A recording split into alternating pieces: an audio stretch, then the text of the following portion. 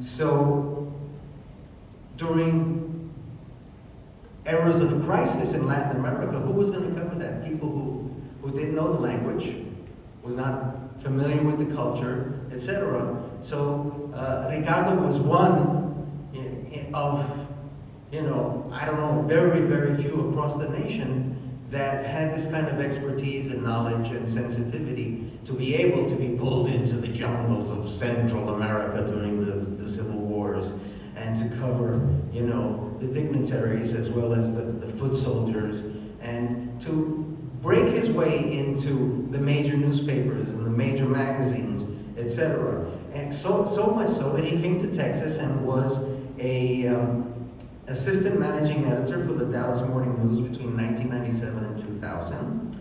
Then he became the Mexico City chief in 2003 for the Dallas Morning News. Since he kind of semi-retired from journalism, he's taught at the University of California, Irvine, and at Cal State Fullerton. He's taught media writing. I know you love that course, right? And he's taught a variety of courses on Latin America and Latinos.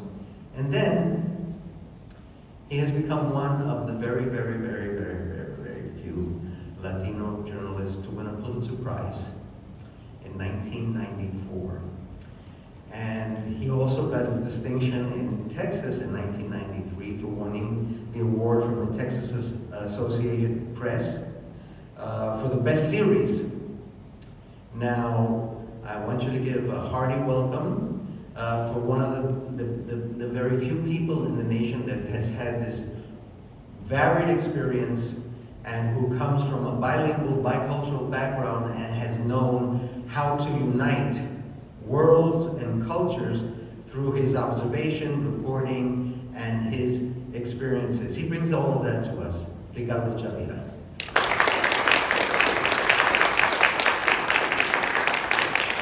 Thank you, Dr. Canales, for that very generous introduction. Let me say I'm excited to be here. It's a pleasure to be here. Let me jump right in and tell you just a bit about me. You say, first of all, I think it's important you know who's talking to you. I'm a Mexican American who was born in Los Angeles in 1950. So think about that. It was a Stone Age almost, right? But I think it's important that you understand this will help clarify why I didn't speak Spanish for several years as a young boy. The time I was born, 1950, just 7% of Los Angeles was Latino. And when I say Latino, it was largely Mexican American, almost exclusively. Today, the city of Los Angeles has 48% Latino. Now it's a mixture of Central Americans, Mexicans, South Americans, and I think that covers it. So it's a different city. You say, well, geez, how did you grow up not speaking, not wanting to speak Spanish? Well, first of all, my parents were not immigrants. My parents were born and raised right here in Texas, but a different part of Texas, El Paso. And even one of my grandfathers was born in West Texas. So I didn't feel any particular connection to Mexico.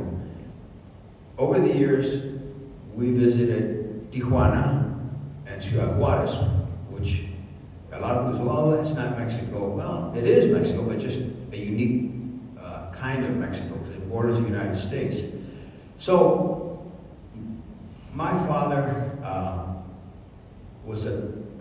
it needs to be said because this is part of the things I had to overcome. He was a very out of control alcoholic, and it caused a lot of disruption and caused me to feel insecure about a lot of things, because I thought, geez, how am I supposed to make anything in my life with a family like this? But on the other hand, he was what I would call a Mexican nationalist. He used to tell us at our dinner table conversation, my brother and I, he gave us history lessons about Mexico, and the main thing he focused on was right here in California, here throughout the Southwest and Texas, that used to be Mexico until the gringos stole it. So never let yourself feel alien. Never let yourself feel that you don't belong here. You do. You do belong here. And from there, he went on to describe, he said, you know, you're Mexican and you're American. I said, Jesus, how can I be two things at the same time? But it took me a while to assimilate and to understand. And I had other things that were somewhat disconcerting. For example, I had my first few years, I lived in an overwhelmingly Mexican-American neighborhood called Lincoln Heights. If you know LA at all, it's real close to Dodger Stadium. And so my school was almost 100% Mexican-American. My companions and I were the same in that we didn't speak Spanish, nor did we want to speak it because we didn't see any need to. But back to how did I feel that I was a different kind of American? When I got my first history lessons, they started talking about the founding fathers, and I immediately discerned that they didn't have Spanish surnames. And I said, how does that jive with what I know? And then all these people coming from Europe, I said, what about Mexico? I knew enough to know that I had a Mexico connection, and so how could those be my founding fathers when they didn't come from where my people came to? Jumping ahead, there was one pivotal moment that I need to mention. I graduated from high school in 1968. If you're students of modern American history, you know that 1968 was a really crucial year in America. The year that Martin Luther King was assassinated, Bobby Kennedy was assassinated, there were riots, there were Vietnam protests reached a real peak. Despite all of that, I decided I wanted to join the Army or Marines. I'll talk about why I decided I want to do that, but first off, I should mention that, so that was my decision. I hadn't, made big news of it, but that's what I was going to do. I went to a high school called San Fernando High. San Fernando High is famous, and it's also infamous. It's famous because of its alumni. Richie Valens, everybody know who Richie Valens was? Sin La Bamba, that's high school he didn't graduate from, but he attended before he was tragically killed. But its alumni also includes people like Senator Alex Padilla, Heisman Trophy winner Charles White, and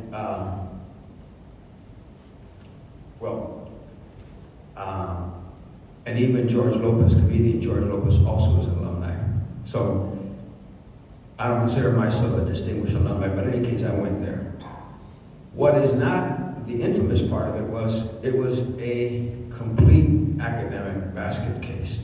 And I had enough natural intelligence to perceive that. I said, I was getting a rehash of what I learned in middle school. And I said to myself, this is just a waste of my time. And I made this almost at the same time decision. I said, I'm not going to be ready for college. So what did I do? I took a full-time job, which, by the way, was illegal. As a high school student, I was not supposed to be working 40 hours, but I did. Started working in the summer at a factory that made plumbing fixtures. When school started, I moved to the night shift from 4 to 12:30. And I'd still go to school, but high school just became an afterthought. Amid all of that, buddies of mine and I were partying really hard. We were taking drugs, smoking marijuana, drinking like crazy. Not exactly college-bound kids. So back to 1968 and my decision to join, my father intervened. He said, "Are you crazy?" My father was a World War II vet from 1940 to 1945. I said, well, you were in the Army. He says, that was a different kind of war. I said, don't you understand this is war that has nothing to do with us? All you're going to do is get yourself killed, maimed, or made crazy. I said, how about this? How about you go a semester to a college? I said, Dad, it's too late. He said, we can go to community college. Go there for one semester. If you don't like it, drop out and go to the military. So one of the pivotal moments, as soon as I hit the school, I was struck by the fact that I was in a school that was overwhelmingly white. And damn, I've never seen so much white. It looks like a snowstorm. Where I almost dropped out was English freshman composition. My first two essays received Fs, F as in Frank. And I was astonished. How could I get an F? It's the same as if I turned nothing in. So I asked my instructor or professor, Dr. Beebe, an imposing, rather large person, what's wrong? You know, why did I get Fs? He says, it's obvious you can't write. And that was a real gut punch. So I left there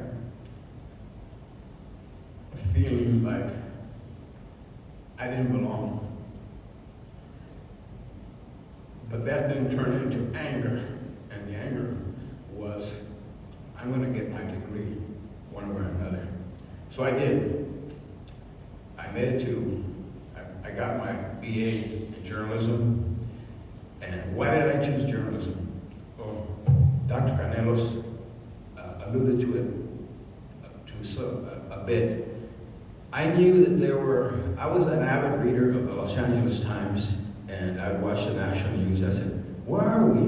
The only person that was a presence was a famed columnist named Ruben Salazar. He used to write a column about Latino affairs, but otherwise, we didn't, the stories were being told about us by white folks, and they didn't seem to understand it. I would add parenthetically that a lot of that is still happening today. You know, with the border crisis, which I'll do that to questions that everyone asked me about that. I'll give you my take. So I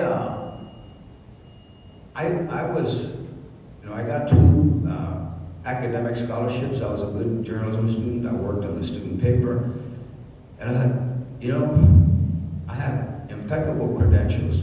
So I applied for an internship with the Los Angeles Times a couple of times and never even heard back from them. So my choices were boiled down to an obscure paper in the Simi Valley.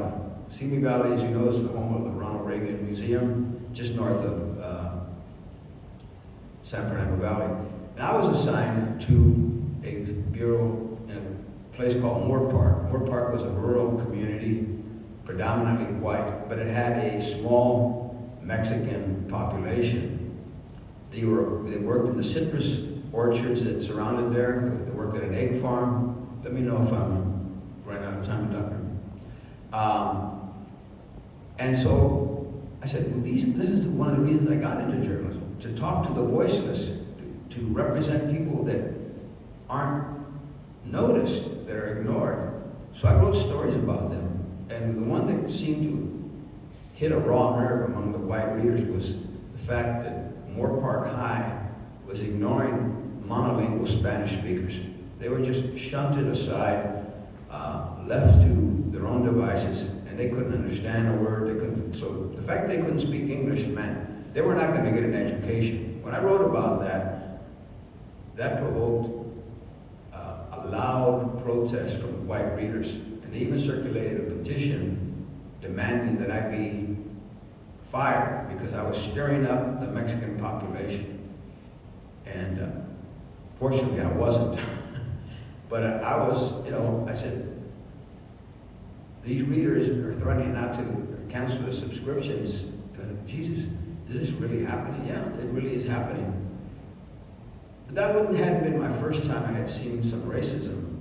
Years ago, we had moved into a white neighborhood, which quickly became a black neighborhood.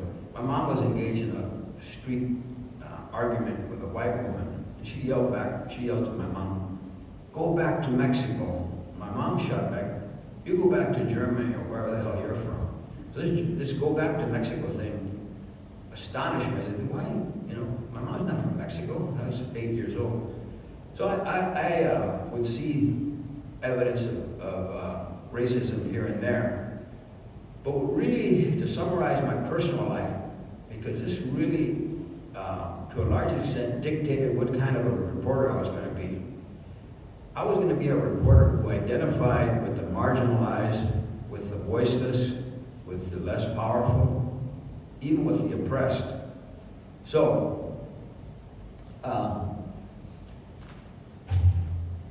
one of my assignments working in this, I got a job in San Diego Union, which is right on the border with Mexico. I noticed that San Diego was, the union was not covering Tijuana. That's amazing.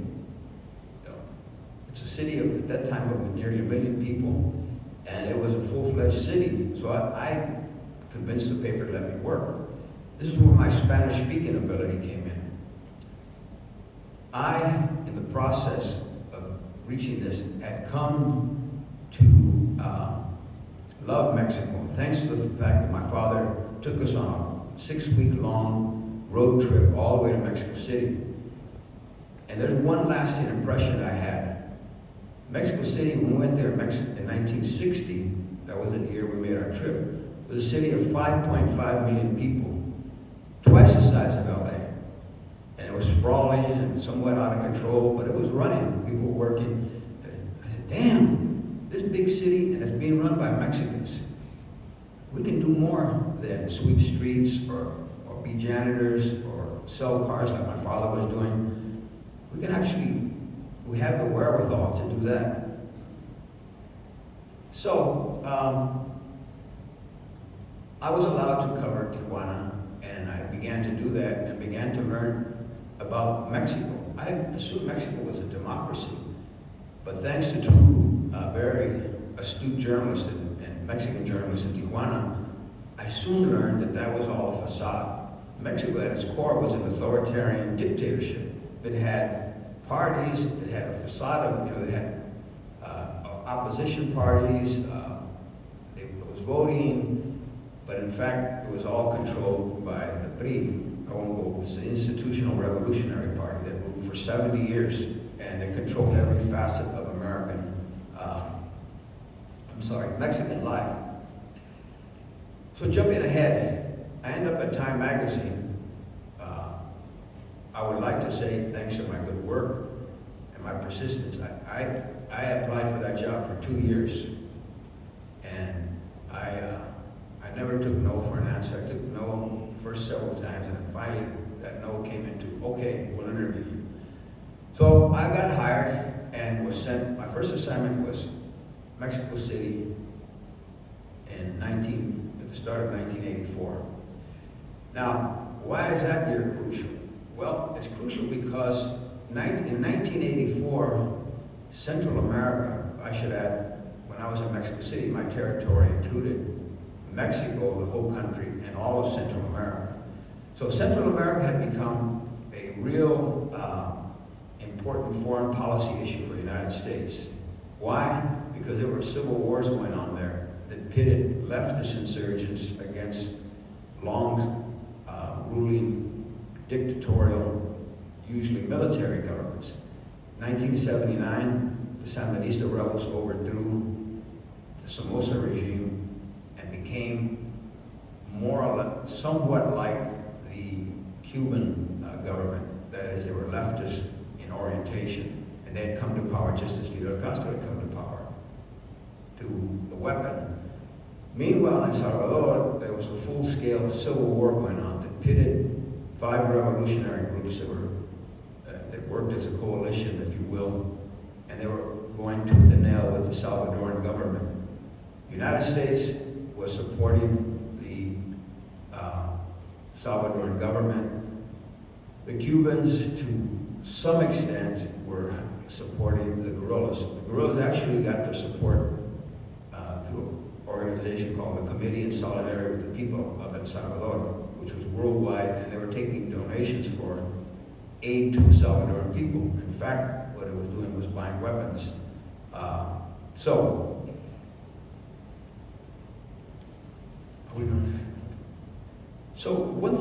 one of the highlights or lowlights, if you will, I wanted to get to the bottom of these conflicts. So President Reagan had this doctrine that informed his policy towards communism. It was called, he wanted to roll back communism. And he saw communism had already taken hold in Nicaragua and was in danger of taking hold in El Salvador. What did he do about Nicaragua? He saw to it that an armed group of disgruntled Nicaraguenses took on the Salvadoran government, the Sandinista government. And they had formed a group called Los Contrarrevolucionarios. They had a real name, FDN, Frente Democrático Nacional. So, in reality, they were a CIA trained and operated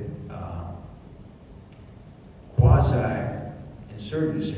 I say quasi because they didn't grow, they were not an organic, they were created.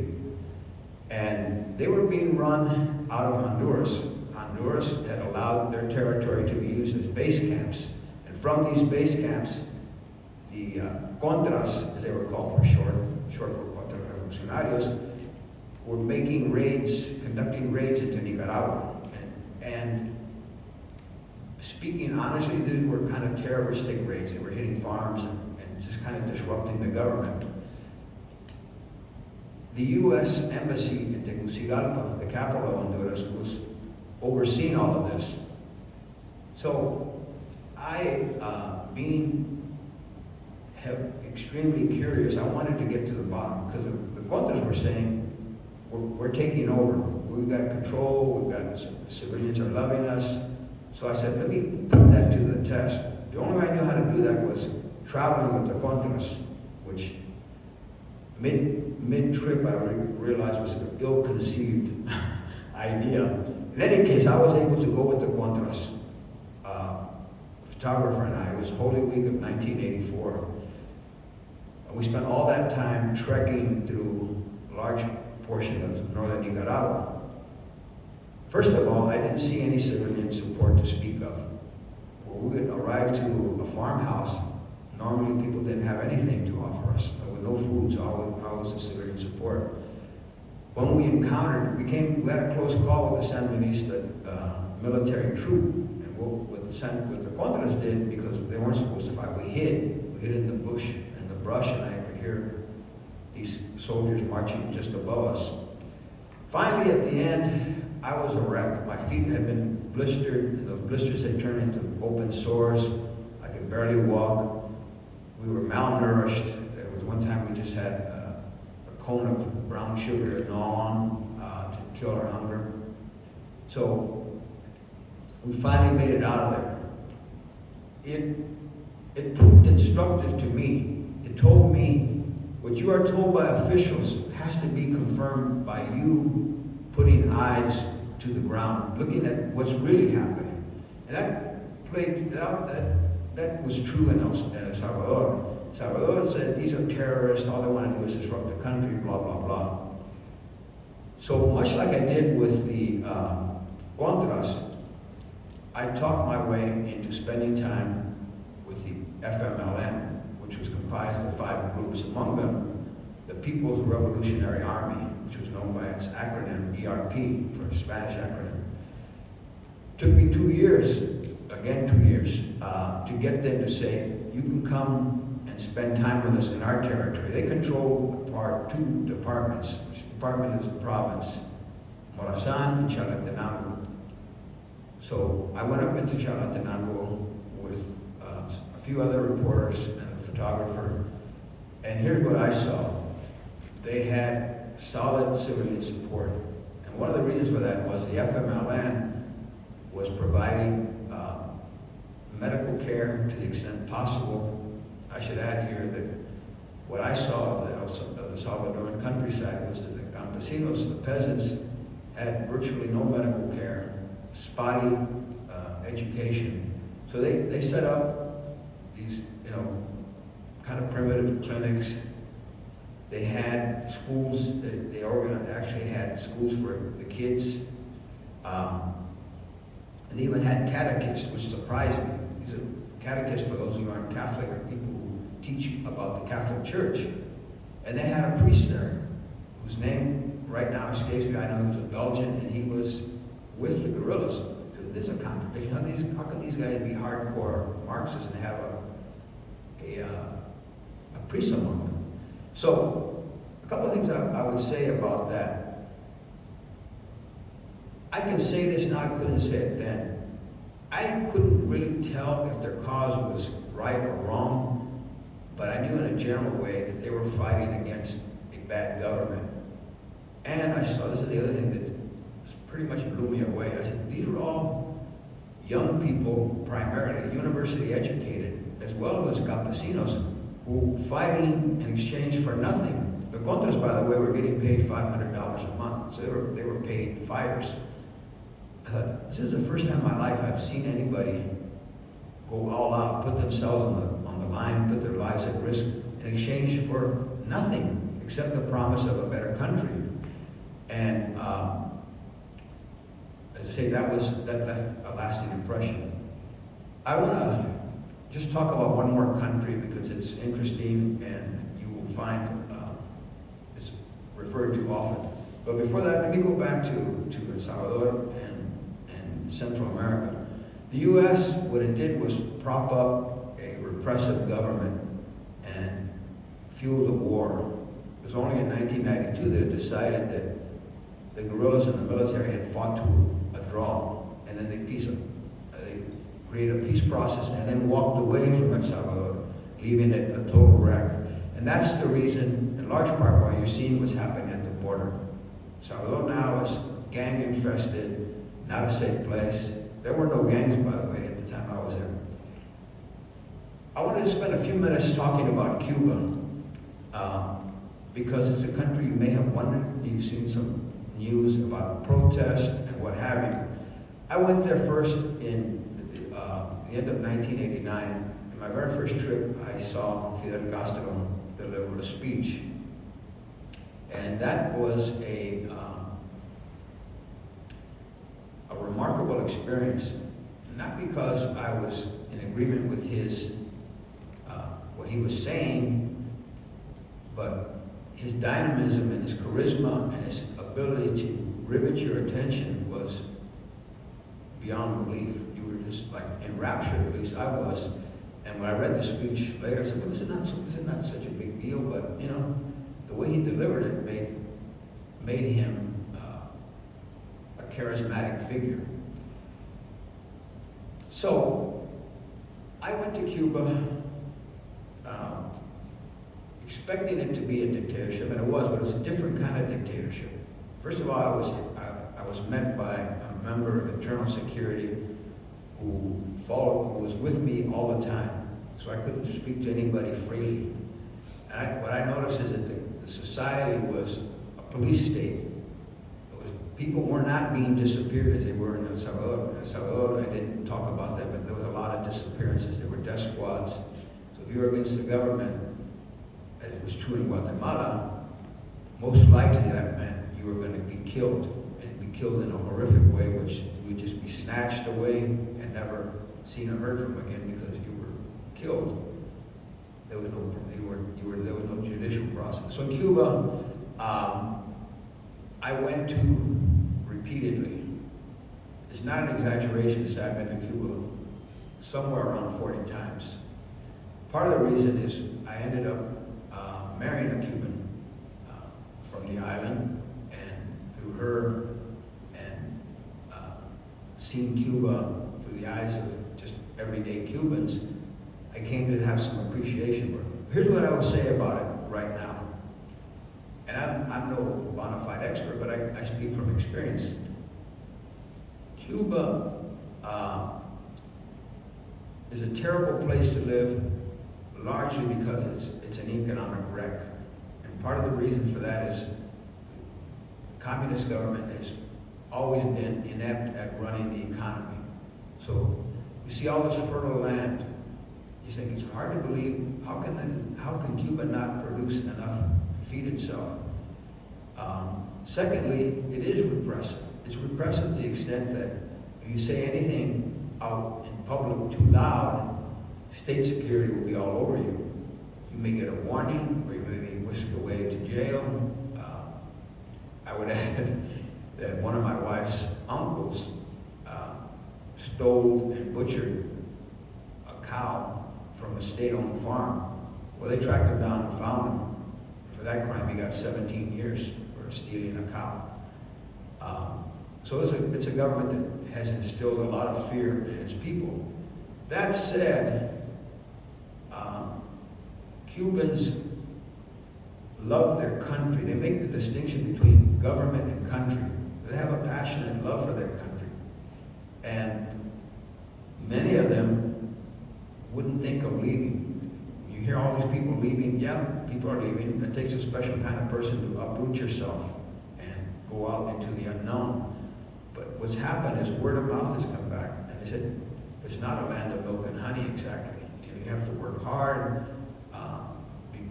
survive by the skin of your teeth. So it's not such a great place as it was used to be. About the embargo. Now, the embargo is, to my experience, is universally hated because they understand that their government has botched the economy, but they know the embargo has made it worse. So they really don't understand why the U.S. government continues to keep that imposed on them. And they especially detest Cuban Americans who they see pushing anti-government, anti-Cuba policy, particularly the embargo. Says, how can these fellow Cubans want to inflict such pain and suffering on us? We're brothers and sisters. We just happen to live in different places. Most people do not like their government. They look at it as a blight. The older Cubans can tell you, at first things were great. We were getting, Soviet aid. Fidel was, a charismatic figure, and we felt we had a bright future. We no longer feel that. Let me just close this part here with, this is taken from the book. The way I organized the book, I focused on some personalities. And one of the most interesting people that I interviewed was a guy named Alfonso Gonzalez. Alfonso left Cuba in the 1940s. Why? Because his mom was a laundress. She took in laundry. She's a single mom, could barely support him and his brother. So as an economic measure, she sent him to Tampa, Florida to live with her brother. And Alfonso said, I became an all-American boy. I was selling newspapers, I went to school, and life was rosy. For a variety of reasons, at the end of the Second World War, towards the end of the 40s actually, he went back to Havana to live with his mom. So she was in exactly the same situation as when I left. Barely struggling to get by. So he took a job, his brother took a job, and they were making almost no money. Alfonso told me, he said, during that time, I had to take a train trip to some province in Cuba. And during that trip, we would make stops, and we would be besieged by campesinos, peasants, who were dressed in rags, who looked emaciated, not just hungry, but skin and bones. It was horrifying. So when the revolution came, he benefited. He got to go to school, trained as an accountant, got a decent job, and as did his brother. So he saw the revolution as a good thing for him and other poor people. And his pet peeve is, it really makes me angry to hear Cuban Americans say how wonderful things were before Fidel. Well, maybe for them, but for the rest of us, it was hell. And he said, now it's become tough again. He said there was a time, they call it a special period, where the economy was really bad. He said, You know what we had instead of coffee? Boiled orange leaves. Taking leaves from an orange tree and boiling that and pretending that was coffee. My wife lived through that too. She said, "Remember what we had for breakfast? A glass of water with sugar. That was our breakfast." So Cuba went through very hard times, and it would appear that Cuba would have collapsed and folded. Today, I know what's happening in Cuba thanks to my mother-in-law. All my wife's family lives in Cuba. Most of them in eastern Cuba, Santiago de Cuba. And so we keep in steady touch. Phone calls are probably monitored but not censored. So she says, you know, we had to wait in line for 4 hours to get some chicken. There's always lines, and sometimes things are not available. So the big challenge has been and continues to be just finding enough food to eat. That's it. When you ask them about, do you want a democracy? They kind of shrug their shoulders and nah, maybe later. Right now what I want is a good job. I want to see some economic, I want to be able to live with a little bit of abundance. Most Cubans own their homes, which is not widely known. So they don't pay rent, and they still have benefits here and there. I've talked to Cubans who have asked me, quizzed me, what's life like really in the U.S.? What would life like be for me in the U.S.? And I tell them it's going to be a struggle. Let me end up just saying just a couple of words about what all this means. This is what I hope you take away from this. One is this: I was an 18-year-old burned out high school student with no thought of going to college. And through an awakening in me, that si se puede, that's essentially what I learned when that teacher told me I couldn't write. I became a Time correspondent, which was a very coveted assignment, and it gave me a chance to apply my knowledge of Spanish and report on stories with a special insight. So, all of you out there, if you're still thinking about how hard it's going to be hard, but with the right tools and the right persistence, doors will open for you. If I did it, you can do it. Thank you very much, and I guess I'll take questions now. Need language. Yeah, either language.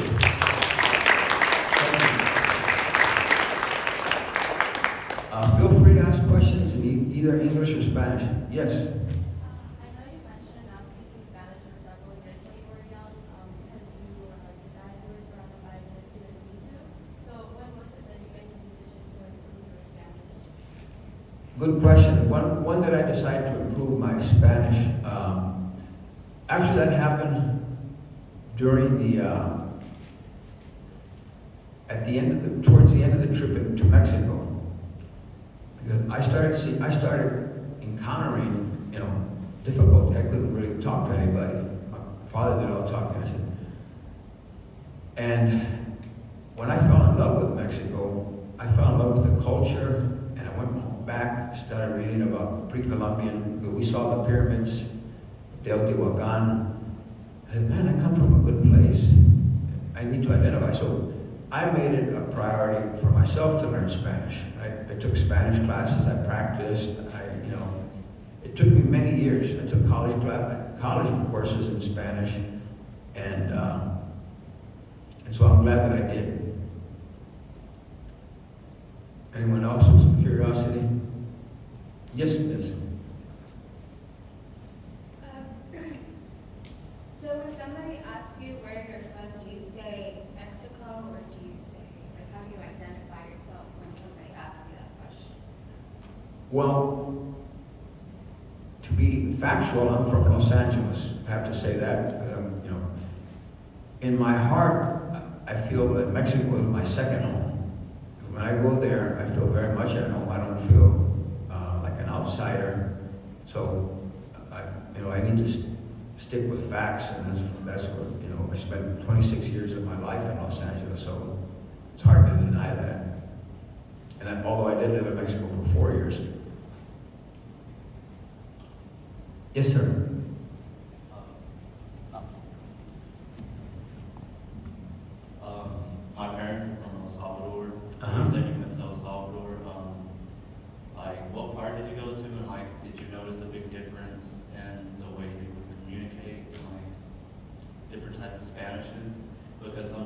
struggle with, because I was born and raised here, so I struggle with my parents' Spanish, if that makes sense. Mhm. They have like different, like, slangs. Yeah, I don't know all the, I know, I mean, I went to all parts of El Salvador, from, you know, every departamento. Departamento, by the way, is synonymous with a province. I spent a lot of my time in San Salvador and places like Usulután, Chalatenango, San Miguel, and on and on. As to the language, I found myself kind of, what I finally learned as time would go on is that there are different idiomatic expressions. They didn't exactly match Mexican slang. For example, pisto in Salvadoran Spanish means money. Pisto in Mexican Spanish means alcohol. So you say, tienes pisto, that was one. We call, one that threw me, we call turkey guajolote or pavo. In El Salvador they call it chompipe. Right? Chompipe, what the hell is that? And one of the cultural difference, I found the Salvadoran corn tortillas were like 3 times as thick as our Mexican tortillas. So we didn't want like a hockey puck. No, just kidding.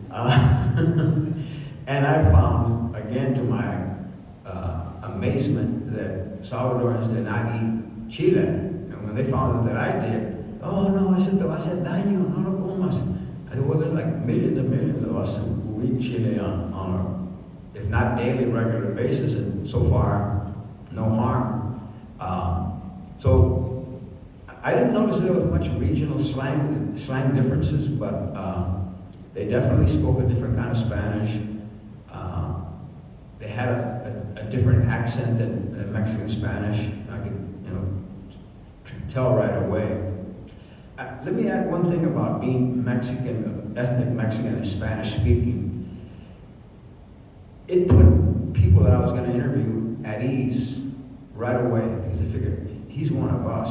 And sometimes I said, well, I'm, you know, I would say joking, soy gringo. Ah, como? No puede ser. I'd show my U.S. passport. Yeah. In Cuba, they said, well, forget that, you're still Mexican. You know, they just said, you know, don't worry, we see you as a Mexican. And Mexicans, again to my surprise, admired the Mexican culture principally. You know, the Mexican music, all the way down to places like Colombia and throughout, even in Cuba, really admired the whole thing. You know, mariachi culture, even the telenovelas, and so, you know, for once, being from Mexico became a good thing. Did I answer your question? Yes. I mean,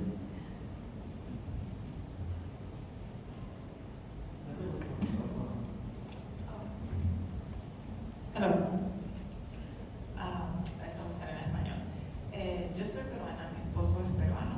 Mis hijos ¿usted son, peruana? sí, mis hijos son primera generación aquí en los Estados Unidos. Y el mayorcito ya empezó a ir a middle school. ¿No? ¿A qué? A middle school.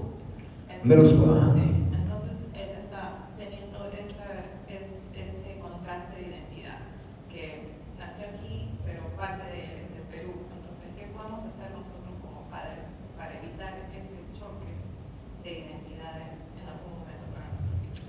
Bueno, como le indiqué, bueno, a lo mejor no lo indiqué, tengo 2 hijos adultos que son 100, como yo, 100% mexicanos. Entonces yo hice prácticamente lo que hizo mi papá.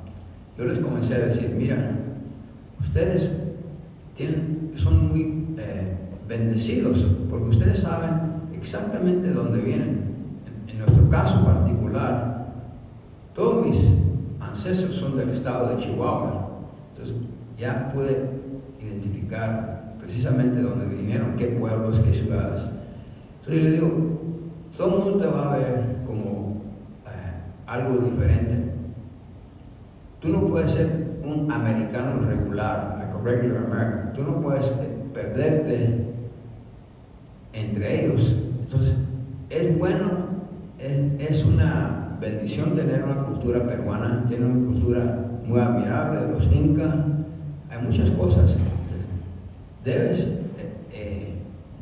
abrazar esa cultura, porque no es nada de que tener vergüenza, al contrario, es algo de tener mucho orgullo. Yo diría enseñarle la historia, no sé si es algo que ha hecho, decirle, a mí lo que me impresionó, conocí cantidad de gringos, ya sabes lo que yo sin insultar, pero euroamericanos que hablaban español perfectamente. Y digo, si ellos lo hablan, ¿cómo fregas no voy a hablar yo? Así es que tiene su tarea enfrente, pero ojalá eso, yo creo que va a dar resultados. Sí. ¿Cómo describiría su conexión con Cuba, ya que visitó tantas veces y también se llegó a casar con alguien cubana? Y también le quería preguntar si quisiera algún día volver a visitar a Cuba, obviamente. Hoy en día la situación no está tan buena allá, pero quería saber cómo describiría esa conexión que usted tiene con Cuba. No sé si lo escuché bien. Lo voy a repetir, pero con el micrófono más. ¿Cómo describiría su conexión con Cuba, ya que visitó tantas veces, Ah. se involucró tanto con la cultura y se llegó hasta a casar con alguien cubano? Y también que si algún día quisiera volver a visitar, obviamente no en estos tiempos porque no está en la mejor condición, pero sí, solo quería saber su conexión con Cuba, ¿cómo la describiría? ¿Cómo me recibirían? Dice. La describiría, like how would you describe your connection with Cuba? Okay, how would I describe it? Yeah. Está en sus peores momentos económicos, eso sin duda. Lo único que lo puedo comparar, lo que le dicen el periodo especial, ¿qué fue? La Unión Soviética desapareció y la ayuda a Cuba también desapareció, entonces se desplomó la economía. Ahora lo que pasa es que la ayuda de Venezuela, que recibían con Hugo Chávez y por un tiempo con Maduro, se ha desaparecido. Entonces, yo creo que es una situación demasiado crítico, pero eso no quiere decir que va a haber una explosión social. Según mi experiencia, tienen que existir todas las condiciones propicias para una rebelión nacional. Eso lo hubo en El Salvador. Irme para las ramas por un momento. En El Salvador, yo le pregunté a la guerrilla, ¿por qué ustedes agarraron las armas? Pues luchamos pacíficamente por años y años y solo encontramos represión, asesinatos, golpizas, sentencias de prisión.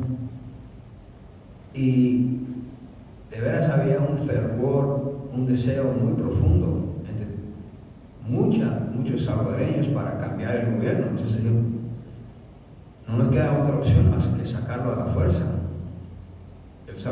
Volviendo a Cuba,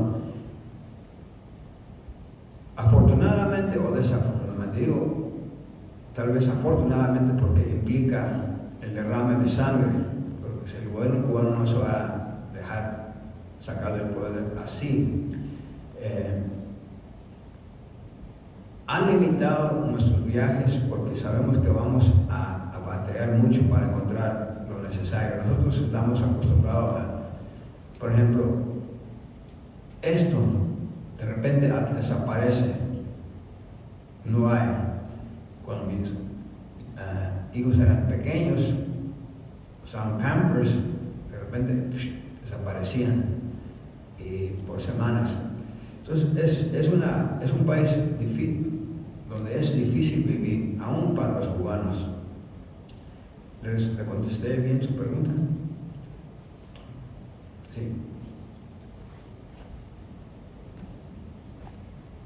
I don't know how close to home is. So I know you said you identify as Mexican American, and I do too. I feel like it's always kind of been a struggle because I'm either not Mexican enough or I'm not American enough. Mm-hmm. And I know you said when you started working, reporting and talking about like the Mexicans in the area and how you started to receive hate. fighting for them and giving them a voice, how did that continue to evolve as you evolved as a reporter? Mhm. And how did your identity as a Mexican American reflect in your writing? And did you continue to kind of give them a voice Mhm. and ensure that was kind of your purpose? Well, I think when I talk about Mexican American, I think, you know, I wrote quite a bit about Mexico. And I'll come back to your question. I did my best to go beyond the stereotypes. Today, for example, Mexico is known as the land of narcos and undocumented immigrants. I think it's safe to say that Chapo Guzman is probably more famous than is the Mexican president, Andrés Manuel López Obrador. So that's the image they have of us. So I try to write about Mexico in a sensitive, factually based, and fair way. By fair, I mean give everybody a voice. As to how I wrote about Mexican Americans, first of all, I spoke to people who were technically Mexican Americans. You know, my grandparents, for example. This is going to sound astonishing. My grandfather was born and raised in West Texas. He never learned English. He was illiterate because there were no schools for him. And when I asked him, how is it possible that you were born and raised in the U.S. and you can't speak English? It's simple. Everywhere I lived and worked, Spanish was only spoken. Even when I had gringo bosses, they spoke Spanish, so that I had no opportunity to speak it. When I wrote about Mexican Americans, for example, I did a series about gangs in San Diego. They were a phenomenon that had been around, but it was starting to, reach boiling point. So I talked to sociologists, I talked to a lot of people. I didn't try to honeycomb gangs. Gangs were, at the bottom line, not a good thing, and the gang members were not all good people. But why did they exist? And so I try to write in that sort of way. When I could find, for example, there were interesting stories to be told, going back to Moorpark. Some of the early settlers of that place were Mexican immigrants, so I wrote about them. And I think just writing about stories that white reporters weren't interested in. Let me just talk a little bit about Time in that regard. When I went to go work at Time in the Washington Bureau, virtually everyone there were white Ivy League grads. Now, I was a Mexican from a state university. I don't know if you know what that, because I was a second tier. University of California's top tier. So I was from an inferior university, if you will. I was the only Latino, needless to say. So I was viewed as something of an oddity. On more than one occasion, somebody said to me, "Wow, you really speak English well." And I said, "Well, yeah, that's because it's my primary language." "It is?" "Yeah, I didn't grow up speaking Spanish." Or, "Where are you from?" "LA." Where are you from originally? LA. That's where I dropped from my mama's womb in LA. So I think just writing about Mexican Americans and Latinos in a culturally sensitive and knowledgeable way, because I lived that culture.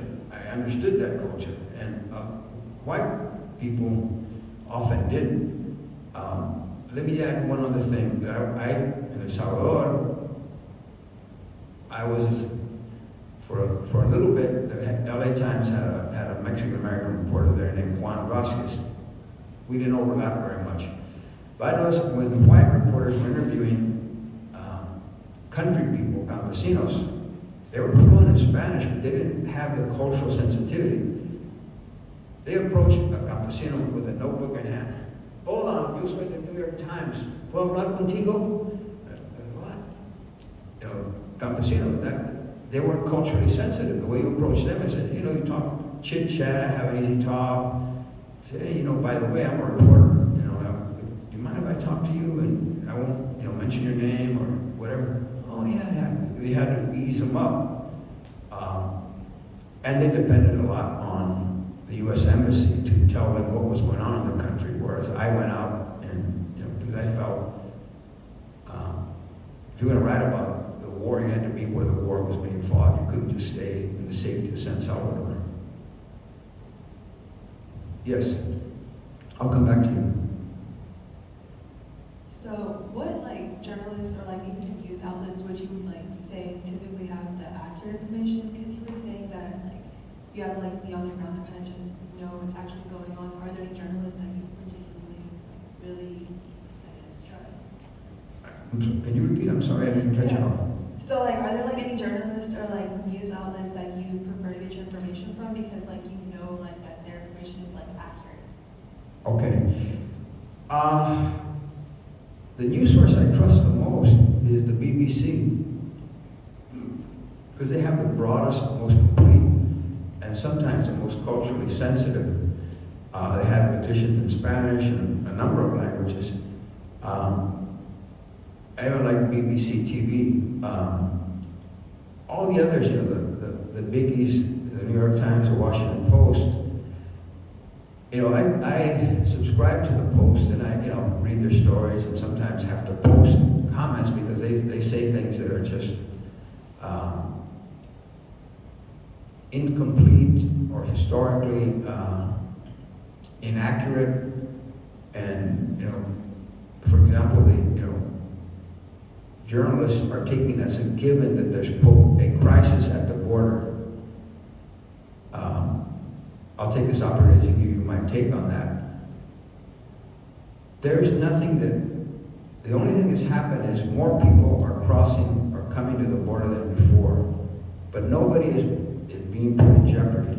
I live in Tucson, which is about 60 miles north of Nogales, Arizona, Nogales, Sonora. That's a border crossing. The two towns, two cities virtually run into each other. I see no signs of any crisis at all. I go there, cross back, people come and go. Crisis? Where are you? This kind of alarmist language. I happen to write my thesis, my master's thesis on reporting of undocumented immigration from 1930s all the way to the 1970s. And here's what I found. A reoccurring theme, an alarmist theme of invasion. We're being invaded. They're overrunning us. It's a theme that was been repeated. This is nothing new. When you hear this language, we're going to send soldiers. We've got an invasion. I said, no, you don't. You have just people crossing. Last thing I would add here, I have a secret source. He doesn't know he's a source. My youngest son plays on a baseball team, and the fathers go to the practices, go to the games. Well, one of the fathers is a border patrolman. He works in the Nogales sector. So I, chat him up on occasion and says, well, how's the job going? I said, is it true that people are swarming? Yeah, we've got some people coming through, but it's always been. I said, can't you hold them back? He says, no, we can't hold them back. These suckers cut holes in the fence. They've got these fences with hooks on them and they jump the fence. I said, so you don't have any hope that you'll be able to shut them down? No, that's not a feasible goal. I know I went off topic, but did I answer your question? Voy a aprovechar para conectar con esa pregunta. ¿Cómo ves la cobertura de medios desde Estados Unidos con respecto a los problemas de América Latina ahora, con respecto a cuando tú estabas en la calle y hacías periodismo? ¿Los problemas con Estados Unidos y Latinoamérica? No, ¿cómo ves la cobertura de los medios de Estados Unidos sobre América Latina? Yo diría un poco, la cobertura como en cantidad se ha disminuido. El enfoque también se ha hecho muy estrecho. Lo que enfoca es Latinoamérica como una área problemática. El enfoque es en eso. Por ejemplo, México, si hablan de México, hablan de que los narcos mataron tanta gente, que hubo esas matazones. En Venezuela, que yo diría en Venezuela, porque es un un país autoritario, pero nunca ves una nota sobre qué tiene de bueno México, qué tiene de bueno Venezuela, qué tiene de bueno Colombia. Y México, te puedo decir que como he viajado ahí hace 2 semanas, estuvimos en Guadalajara, en muchas formas es un país normal, tiene su mundo, su bajo mundo, los narcos, pero hay mucho positivo que hablar. Yo noté, por ejemplo, bueno, es bien sabido que hay miles y miles de norteamericanos que viven a las afueras de Guadalajara. Entonces yo diría que la calidad ha bajado, empeorado en esos años y hasta la fecha sigue siendo 80% enfocado en lo negativo. ¿Qué tiene de malo estos países? ¿Qué les aflige? Sí.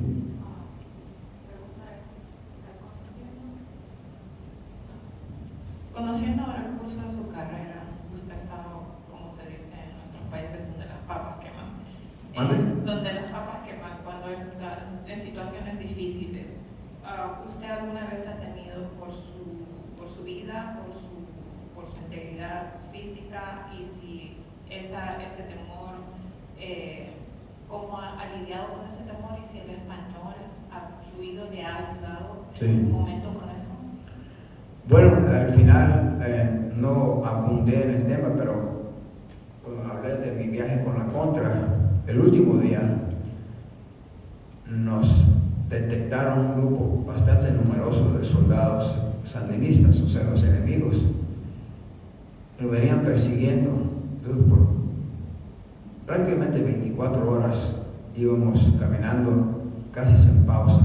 Yo ya estaba bien desgastado. Llegó un momento medio dramático en la cual yo me tiré por a una rodilla y le dije, aquí me quedo, yo ya no puedo más. Y cuando lleguen los sandinistas les voy a explicar que yo soy periodista y que tranquilo, yo no soy lo contra. Y uno de los contras dijo, no, te van a matar, no te van a creer que eres periodista, y así como va esta guerra, te van a poner una bala. Entonces agarré fuerza y continué, pero la otra ocasión en la cual me sentí bastante amenazado fue en una aldea que se llama Neva, en el departamento del Quiché, en el norte de Guatemala. Yo y otros periodistas fuimos allá, porque ahí todavía estaba muy fuerte la guerra. Al anochecer fuimos yo y otros periodistas a una tiendita, porque ya no había más comida, íbamos a comprar lo que se llama junk food. Y cuando yo entré, escuché música como de su país, esa música andina. Y parece que alguien está celebrando. Y en ese momento sale un soldado bien borracho y tenía 2 metralladoras, uno en cada hombro. ¡Hey! ¿Quiénes son ustedes? Y ellos se quedaron en shock. Y yo le dije, somos periodistas. Bueno, eso fue una palabra que lo enojó más. Periodistas. Perdona, no voy a decir. Ustedes, hijos de P, son comunistas. Ustedes favorecen, nomás escriben puras cosas negativas, pero es otra palabra. Y yo lo vi muy agitado, muy enojado. Y lo vi que estaba armado. Yo pensé, es noche, estamos en un lugar bien aislado. Y esos soldados guatemaltecos no iban a titubear en matarnos si ellos pensaban que era correcto. Entonces dije, mire, yo soy México-americano, yo entiendo un poco de la cultura. También le digo a la mentira que es mi primera vez aquí en Guatemala, y la verdad es que yo quiero escribir la verdad. Yo sé que han escrito cosas muy negativas de ustedes, Pero creo que debe haber cosas positivas, yo lo quiero encontrar. Y esto no era mentira. Mañana tenemos una cita con su comandante, que si era verdad. Entonces él hizo como hacen muchos los borrachos. Ok, está bien, ven conmigo. Y me llevó allá atrás al party. Estaban emborrachando de un licor, una aguardiente que se llama Venado. Entonces no podía decir que no, pero tampoco quería pues dejarme con los borrachos así, insistentes, y luego armado tuve que acceder y sentarme a... Pero la verdad que toda esa noche pensé, ojalá no cambien de parecer y se digan ya bien borrachos. ¿Sabes qué? Están ahí unos periodistas, vamos a matarlos. Pues te voy a contar una anécdota muy rápido. Eso le pasó a un periodista que yo conocí, se llama Nick Blake.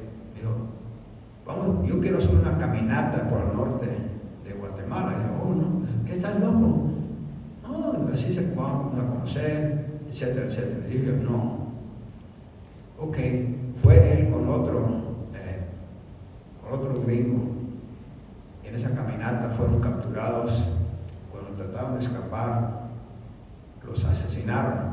Oficialmente no se supo nada, pero este muchacho, Nick Blake, venía de familia de mucho dinero. Entonces ellos contrataron investigación, private eyes, o investigators. Hablaron conmigo, pero supieron que yo había hablado con él y le dije lo que pasó. Ellos sacaron la conclusión que fueron asesinados a machetazos y dejados allá. Pero el gobierno, ni el gobierno norteamericano ni el gobierno guatemalteco jamás quisieron reconocer eso. Muy bien, muchas gracias, Ricardo. Thank you very, very much. We have Ricardo's book back there that he'll be happy to sign it if you'd like to purchase a copy. So thanks again. Thanks to all of you for coming. It's been a great afternoon. And as you talk to Ricardo over his books, he'll answer more questions. Thank you all for being here. I appreciate you spending the time with me. And if you want to know more about me, of course, the book is a good place to. There's a lot more that I could tell you that I don't have time today. Thank you.